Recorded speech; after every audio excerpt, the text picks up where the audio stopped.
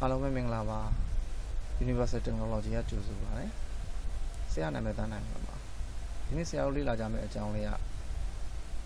Windows 7 နောက်ပိုင်း Windows နောက်ပိုင်း operating system တွေမှာ default ပါလာတဲ့ software လေးတစ်မျိုးဖြစ်တဲ့ hard disk တွေနောက် memory stick တွေနဲ့ storage device တွေဖြစ်တဲ့ဒီ external hard disk လို့ device မျိုးတွေကို BitLocker လို့ခေါ်တဲ့ software လေးကိုအသုံးပြုပြီးတော့ lock ချတဲ့နည်းဖြစ်ပါတယ်ဆိုတော့ဒီနည်းကိုသိထားခဲ့မယ်ဆိုကို data တွေလုံခြုံအောင်သိမ်းဖို့အတွက် encrypt လုပ်ပြီးတော့ data တွေကိုသိမ်းဆည်းလို့ရပါတယ်ဆိုတော့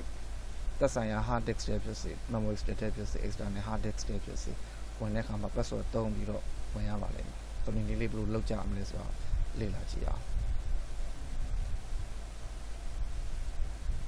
အဲ့ထဲကိုသွားဖို့အတွက်ဆိုဆရာတို့ control panel လေးတစ်ချက်ဝင်ပေးရပါမယ်နောက် control panel ထဲမှာဘာတွေ့ရမလဲဆိုတော့အပေါ်ဘက်ချမ်းမှာဆရာတို့ BitLocker drive encryption ဆိုတာလေးတွေ့လိမ့်မယ်ဆိုတော့အဲ့ပေါ်မှာ click တစ်ချက်ခောက်ပေးမယ် click တစ်ချက်ခောက်ပြီးတဲ့အခါကျတော့ဆရာတို့ဒီမှာကွန်ပျူတာမှာတက်ထားတဲ့ hard disk တွေထဲမှာဆရာ memory stick လေးတစ်ချောင်းတက်ထားတယ်သူက 16GB ပမာဏရှိတယ်ဆိုတော့ဒီ memory stick လေးကိုဆရာတို့ lock ခတ်ကြည့်ကြမယ်လောဆယ်ဒီထဲမှာဘာ data မှမရှိဘူးဆိုတော့ example အနေနဲ့ data ရှိအောင်ဆရာ folder လေးတစ်ခုစောက်လိုက်ပါမယ် sample ဆိုပြီးတော့ပြလိုက်ပါမယ် okay အဲ့ drive letter H ဖြစ်ပါတယ်ဆိုတော့ဒီ H ဒီနေရာမှာကြည့်တဲ့အခါကျ BitLocker turn off ဖြစ်နေတာကိုတွေ့ရပါလိမ့်မယ် default ဆိုတော့ဒါလေးကိုဆရာတို့ click တစ်ချက်ခောက်ပြီးတော့ turn on BitLocker ဆိုတာလေးကို click ထပ်ခောက်ပေးရပါမယ်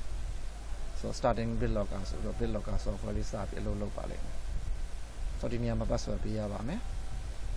use password to unlock the drive ဆိုတဲ့နေရာမှာအမှန်ကြီးလေးပေးပြီးတော့ဆရာတို့ဒီနေရာမှာ password ကိုသုံးချင်တဲ့ password ထည့်ပေးရပါမယ်Okay နောက်ပိုင်းမှာ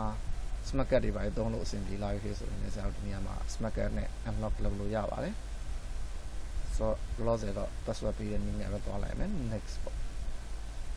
နောက်တစ်ခုအကြောင်းမျိုးကြောင့်မလို့ကိုပေးထားတဲ့ password ကိုမမှတ်မိခဲ့တဲ့အခါမျိုးကြုံခဲ့လို့ရှင်ဆရာတို့ဒီသူပေးထားတဲ့နည်းလမ်း၃ခုတည်းကအဆင်ပြေတဲ့တနည်းနဲ့ပြန်ပြီး recover လုပ်လို့ရပါတယ်ပထမတနည်းကတော့ Microsoft account ထဲမှာ password recovery key ကိုသွားသိမ်းတဲ့နည်းပါဒုတိယတနည်းကတော့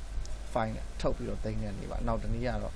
recovery key ကိုစာရွက်နဲ့ print out ပြီးထုတ်တဲ့နည်းပါဆိုတော့ loss ဆရာတို့ file မှာသိမ်းတဲ့နည်းနဲ့သွားကြည့်လိုက်အောင်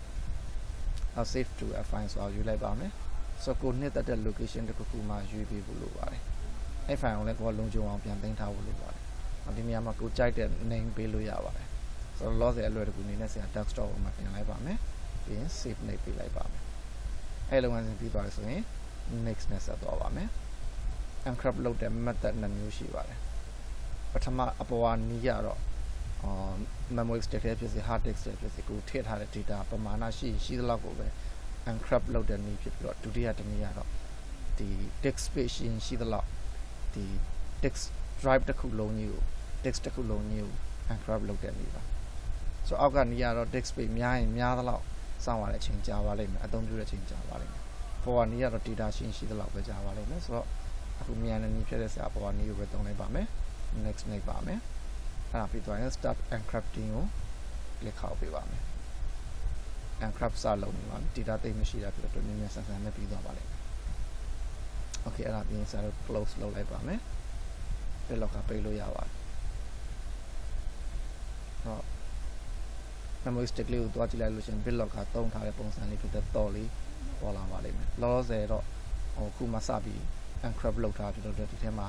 ဝင်လို့ရပါလိမ့်မယ် okay ဆိုတော့ဒါလေးကိုဆရာ eject လုပ်ပြီးတော့ဖြုတ်လိုက်ပါမယ်အဲ့လာပြီးသွားလို့ရှိရင် memory stick ကိုပြန်ဖြုတ်ပြီးတော့ဆရာပြန်တက်လိုက်မယ်ပြန်တက်တဲ့အချိန်မှာဆရာ password တောင်းတာကိုတွေ့ရပါလိမ့်မယ်ဆိုတော့ဆရာပေးထားတဲ့ password လေးဒီနေရာမှာရိုက်ထည့်ပေးရပါမယ်အဲ့လာပြီးသွားရင် unlock ကို click ခောက်ပေးလိုက်မယ်ဆိုတော့ဒါဒီ disk ထဲကိုဝင်ပြီးတော့ဒီ drive ထဲကိုဝင်ပြီးဆရာတို့ data သွင်းတာတွေထုတ်တာတွေလုပ်လို့ရတော့ဖြစ်ပါတယ်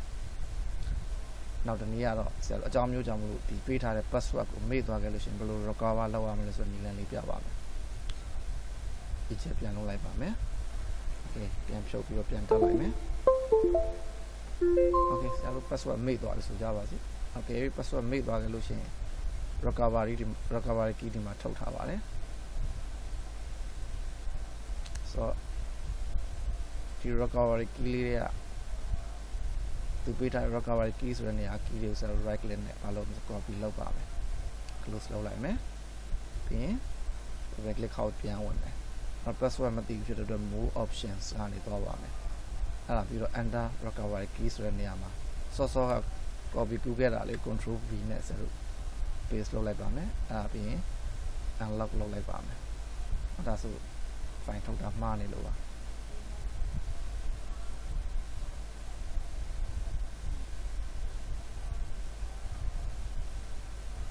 ခေါင်းလေးပြန်ကူးလိုက်ပါမယ် okay ပြန်ဝင်လိုက်မယ် more option နဲ့ပြန်သွားမယ် control V နဲ့ paste လုပ်မယ်ပြီးရင် unlock လုပ်မယ် okay ဒါဆိုရင်တော့အကြောင်းမျိုးကြောင့် password မေ့သွားကြလို့ရှင်ဆရာတို့ပြန်ဝင်လို့ရပါပါ okay ဒါကတော့ BitLocker ကိုအသုံးပြုတဲ့နည်းလေးပါ BitLocker ဟာ drive တစ်ခုအတွင်းထဲမှာထည့်ထားတဲ့ data တွေကိုပဲလုံခြုံမှုရှိအောင် protect လုပ်ပေးပါတယ်သို့တော့အဲ့ဒီ disk ကို format ရိုက်လို့မရအောင်တော့ကာကွယ်မပေးနိုင်ပါဘူးခုလောဆယ်ဆရာတို့ lock ခတ်ထားပါတယ် eject လုပ်ပြီးဆရာပြန်ဖြုတ်လိုက်ပါမယ်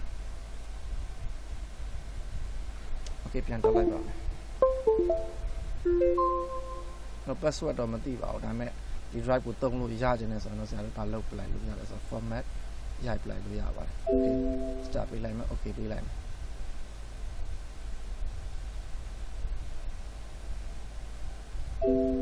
okay ဒါဆို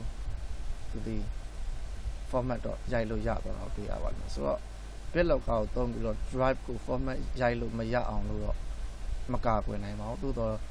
drive တစ်ခုအတွင်းထဲမှာထည့်ထားတဲ့ data တွေကိုတော့ဘာ data တွေလဲဆိုတာ password မသိဘဲနဲ့ဝင်ကြည့်လို့မရအောင်လို့တော့မကာကွယ်ပေးနိုင်ပါဘူး okay ဆိုတော့ BitLocker ကိုအဆင်ပြေတဲ့နေရာမှာကို data တွေ secure ဖြစ်အောင်လို့ထိန်းသိမ်းဖို့အတွက်သုံးလို့ရဆိုနည်းလမ်းလေးကိုဒီနေ့